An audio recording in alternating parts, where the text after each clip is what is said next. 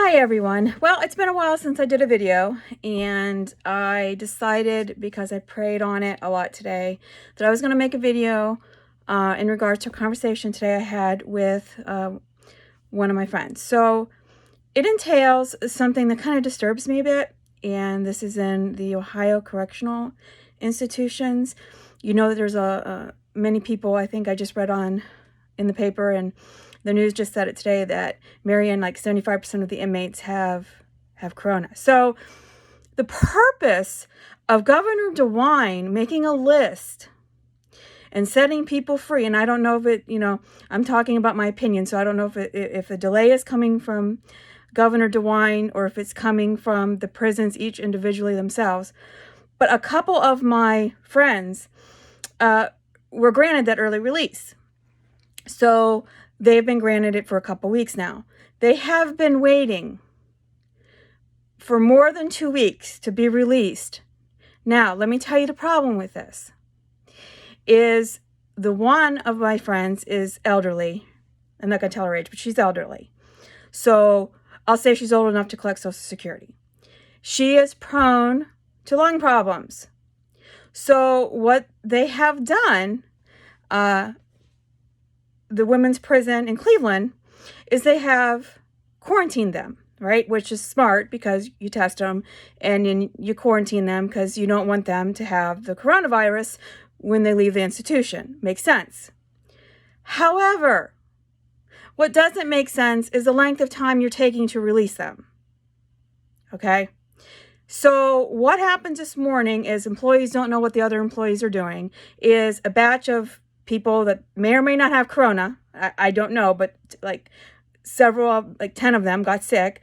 They move them in the same cottage as the people they're getting ready to send home. What is the problem? I think the governor wanted these people home. That's why he made the list. I don't think he meant for them to stay in prison and wait till everybody figured out what they were going to do. I understand that things need plans.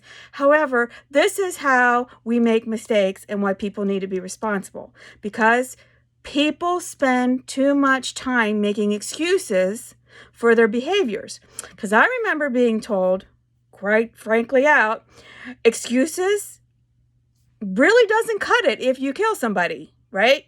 So you're doing things that are not benefiting the people within your prison. You do not put people that have or could have coronavirus with people you're just getting released, that you're getting ready to release to go home.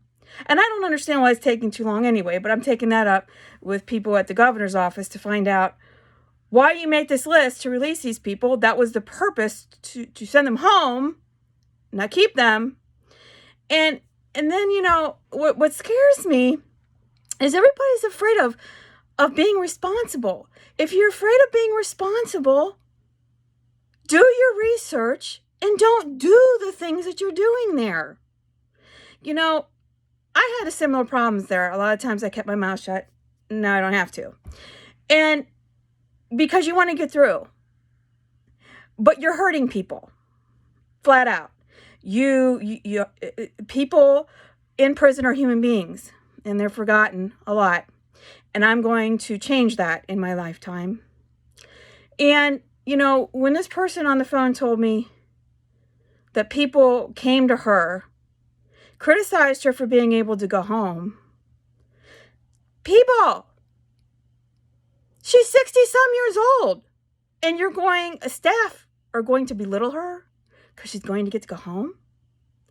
And then you have another staff member pretty high up in the ranks run and have her sign something when you move these 10 people in that are sick.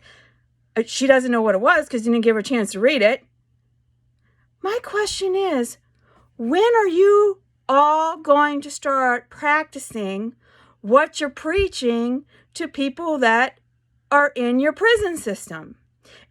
If you cause somebody to contract the coronavirus, you should be held accountable. It blows my mind. DeWine's on every day. I mean, you don't even have to read. Just watch the news. Just watch the news. And you know, you don't put people, don't tell me you've got them in separate buildings, because I live there. Everybody touches everything and they don't clean it right. And it's going to be your liability. So this video is primarily pulling for the people that are at Northeast Reintegration Center. I have no problem saying it because I'm going from my heart and I'm saying this is my opinion. Start practicing what you're preaching. If you're going to teach responsibility and you're going to teach accountability, be that yourself. Stop making excuses and say you made a mistake. If I remember correctly, I think we heard a lot of times that mistakes got us in there. So maybe if some of you are held responsible, maybe you won't make the same mistake twice. I mean, right? It's kind of medically common sense. It's been all over the news. If someone's infected, you don't put them in with people that are not infected. It's the same building. Do you not think that the air is the same in there? So I don't know if they've moved them yet tonight, but it just really didn't make sense to me. And I felt the need to really ask and inform everybody on here, that this is what's going on right now. Is our prisons get these lists and these people are still in prison. So these people that they get on TV and say there's been a list made, but these people are still in prison. They haven't even been released yet. So at the heart and core and at the peak of this disease, you still got them in prison. It just doesn't make sense to me. And the list has been done. I mean, it's been in the papers weeks ago. I just wanted to really have people out there pulling for these people in prison that have been granted this early release, praying for them and seeing and knowing that what you're hearing isn't what's actually happening. So I just wanted to pull for my friends tonight. I felt it in my heart. I just felt it in my heart to make the video and let the world know that, at least Ohio know that DeWine has done this for a reason. It's to protect people. So why are you not following DeWine's rules? And like I said, it may be coming from his office. And I wrote him and said him the same thing, because you've got people in there that are elderly that he's released for a reason. That's so they don't contract the coronavirus. It's not brain science. And then they don't need to hear and denied help, because I know this person asked for help. And I think a staff member told her, well, don't talk to me. You're getting out 2 years early. Wow. So you're there to support and help us, but only when you think that we're being hurt, or God forbid that we get a gift and we're let out early, then I don't understand what you're there for. If you're there to help people, you should look at that person and say, Miss, you've been given a gift. God has, or whatever they believe in, has granted you this.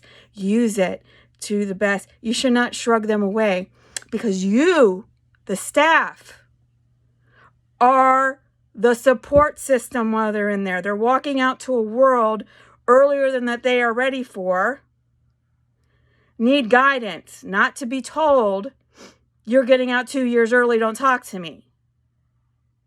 I had similar problems, so I know. I've got enough written things up on people and reports that I wrote all down that till I'm blue in my face. Why don't you get into the habit of looking at these people as people and not objects? You don't even know if they're guilty. You're just assuming. You know, I wasn't guilty. Now they got my whole case going wide open. They've got things happening with me being certain things with my attorney. Now they've all figured it out that I wasn't. And I spent all these years traumatized by all of you. So I'm going to say this. I love everybody. All my friends that are struggling with this in there, keep your head up. Everybody that's been released and that I spent time with, keep your head up. You know who you all are. I miss you all. Band together. Support your people. They're in trouble. God bless.